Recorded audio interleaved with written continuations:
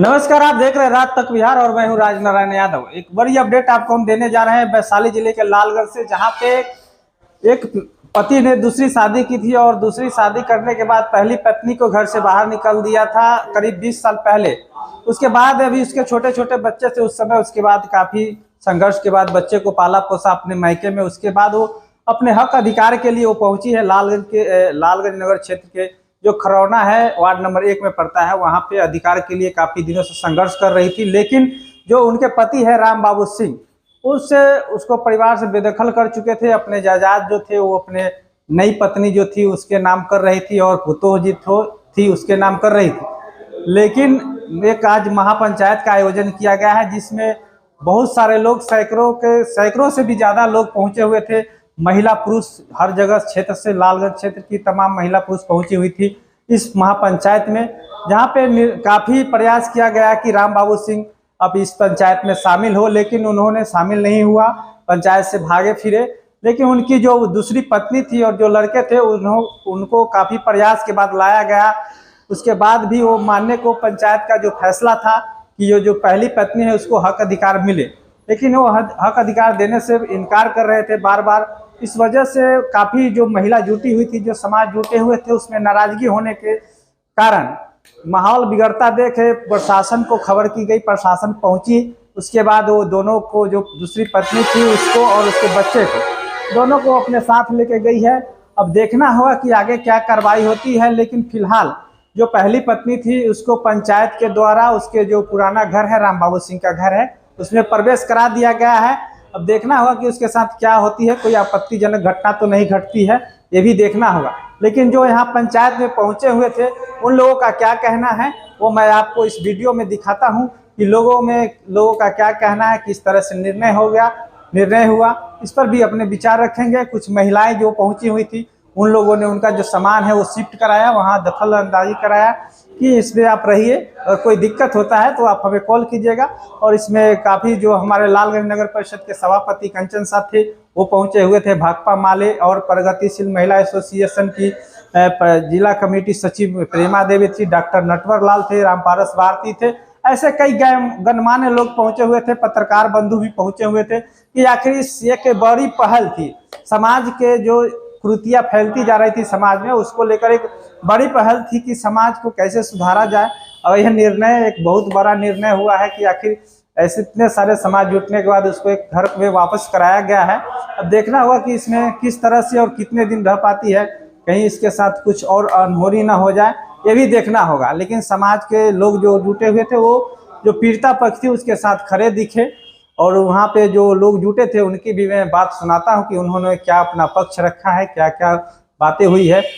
महापंचायत क्या कारण था, किस मसला को लेकर आज महापंचायत में? मेरा जो संपत्ति था ना वो ना छोटी मम्मी के नाम पर पूरा लिख दिए गए थे और मेरे मम्मी को एक भी धूल नहीं दिया गया था। और जो भी बचा हुआ था ना दादा वाला वो बेच कर ना वो जमीन ना कीन कर और उसी को मतलब कि जो जमीन दादा वाला था ना वो बेच दिया और जमीन उसका नाम पर चढ़ा दिया छोटी मम्मी और वो उसके बेटा पर, और उनको पुतोह है ना उनको पुतोह पर भी चढ़ा दिया था। अब बोलते थे कि थोड़ा भी जमीन ना तुमको नहीं देंगे, तुम्हारे भाई को तुम्हारी मम्मी को, चल जाओ तुम रोड पर। तुम्हारे घर में रहने नहीं देता, संपत्ति से बेदखल कर दिया। हाँ कर दिए हैं। इसीलिए आज पंचायत में कुछ हुआ है?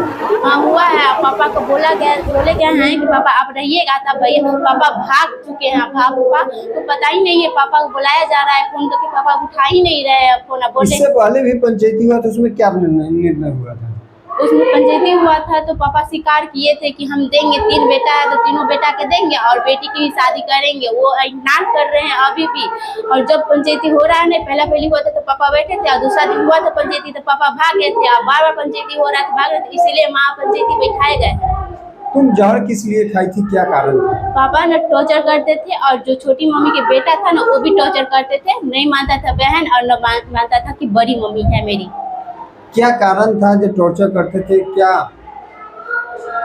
मेरी मम्मी को छेड़खानी करते थे, वो जो छोटी मम्मी है ना उनके बेटा, और मेरे पापा है जे तुम्हारी जो छोटी मम्मी के जो बेटा हुआ तुम्हारे भाई लगते, वो मम्मी के साथ छेड़खानी करते? नहीं, मेरी मम्मी के साथ छेड़खानी किए हैं और मेरे पापा ने हमें बुरा नज़र से देखते थे, उनको बेटा भी बुरा नज़र से देखते थे। और जब रात को सोते थे ना, घर उर तो है ना, मरिया का घर है, आप बनाते थे ना, बहुत पैसा वाले हैं, आप बोलते पैसा वाले हैं, हम लोग के चलते भी बनाते नहीं थे और अभी भी नहीं बनाए हैं। हम लोग को बाहर सुताते थे और जो खटिया पर हम सोते थे ना, तो रात में ना उठा के खटिया ले आते थे। आप बोलते थे खटिया यहाँ कौन है, तो बोले कि बारिश आ रहा था, हमको बिना बताए हुए।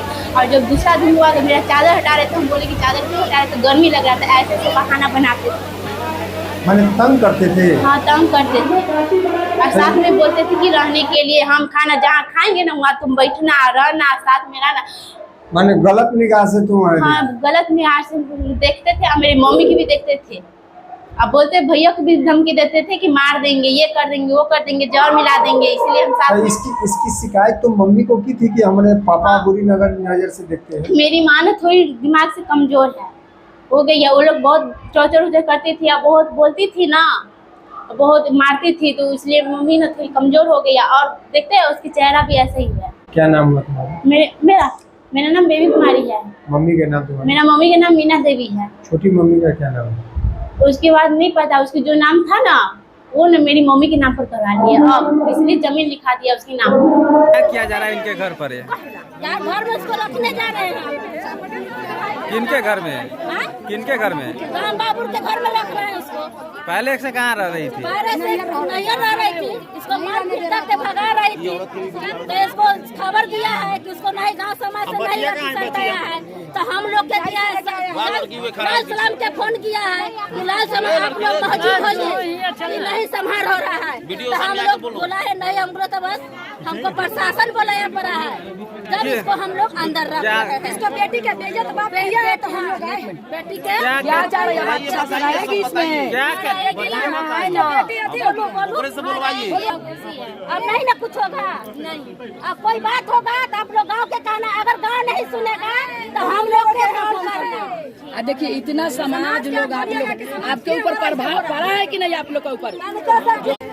ये महापंचायत का आयोजन किया गया था, क्या न्याय दिलाया गया उन महिला को जो प्रताड़ित थी? हम लोग पूरे समाज के सामने जो राम बाबू सिंह के पहली पत्नी है उनको इस रूम में बसा दिए हैं। भाई जब दूसर की पत्नी को जितना भी सामान है वो सुरक्षित पंच के सामने रखा गया है और हम लोग बोल दिए हैं कि जब वो मांगने आता है समाज का कोई ऐसा चीज तो बोला कि समाज के सामने ही तुमको हवाले करेंगे, तो समाज के बुला के ले आओ। अभी समाज के सामने आपने उन्हें घर में बसा दिया है, आप अभी चले जाएंगे, उसके बाद अगर राम बाबू सिंह आके इसको प्रताड़ित करते हैं या फिर मारते पीटते हैं तो कौन दिखेगा यहाँ पर? इसके लिए समाज जिम्मेदार है, हम जिम्मेदारी लेते हैं। अगर इनके साथ कुछ होता है तो हमारे भगपा माले कमेटी इनकी जिम्मेदारी फुल जिम्मेदारी लेती है, रिक्स। अगर कुछ इनके साथ होता है इसका जवाबदेही हम लोग रहेंगे। रात दिन इनके साथ हम लोग खड़ा होकर कदम से कदम मिला के इनको न्याय दिलाने की हम लोग अतः प्रयास करेंगे, ताकि हम लोग के भगपा माले और महिला एसोसिएशन का हम लोग महिला के आवाज सड़क से लेकर संसद भवन तक उठाने का प्रयास करेंगे।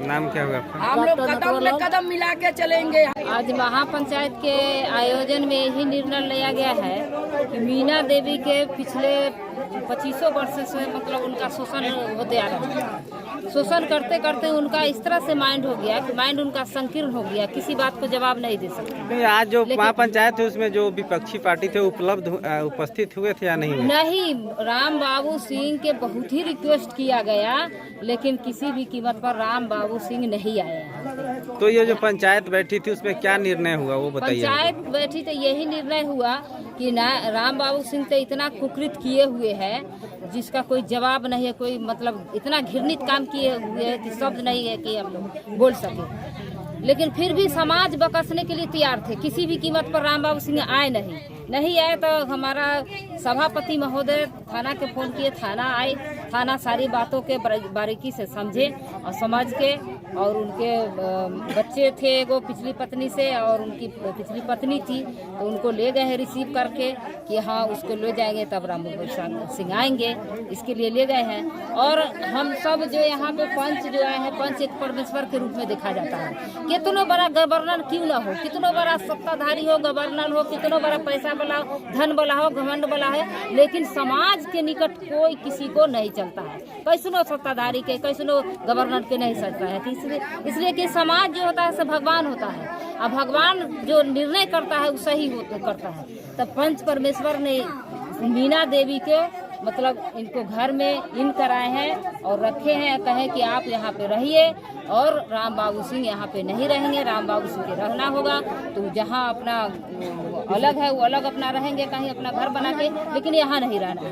यही परमेश्वर। अगर आप लोग अभी यहाँ पे घर में बसा के जा रहे हैं, इसके बाद अगर राम बाबू सिंह आते हैं, इनको मारते पीटते हैं और कुछ करते हैं, तो कौन जिम्मेवार होगा इसके? देखिए, इसके सबके जिम्मेवार तो कानून है, लेकिन सबसे बड़ी बात है कि हम अभी देखे समाज में लोग है कि नहीं है। सुने, इस राम बाबू सिंह के वो मतलब अभी देखे हैं कि मुर्थारी में से एक हंसुआ निकला है, दाब निकला है। तो इस तरह से आप देखे हैं परिस्थिति की, हंसुआ निकला हुआ है, और कहीं हत्या हो जाती है कल होके इन महिला का या उनकी जो पुत्री है उनको, तो क्या इस पर आप क्या कहना चाहेंगे? इस पर हम तो कानून के न शरण लेंगे। जब समाज के वो ठुकर मार के या समाज के भी नहीं है, तो फिर कानून के सहारा लेना पड़ेगा। पंच जो है पंच अपना कानून के सहारा लेंगे। आप मीना देवी के लिए लड़ने के लिए तैयार है। और दूसरी बात है, पंच पर फैसला किए हैं कि हम लोग चंदा वसूल करके लड़ेंगे। पंच जो है से निगरानी में भी रखेंगे यहाँ पे, क्योंकि पंच जो है से राम बाबू के कुकुर से सब मतलब उब चुके हैं। क्या कि इस तरह के समाज में अगर घटना होता है तो समाज में जीने के लायक व्यक्ति नहीं है। महापंचायत में तो दूर दूर से लोग आए, और बड़ा ये खुशी का बात था कि चूँकि वार्ड नंबर 1 अधिखरौना और आसपास के जितने भी वार्ड हैं उससे लगभग लोग यहाँ पे उपस्थित थे।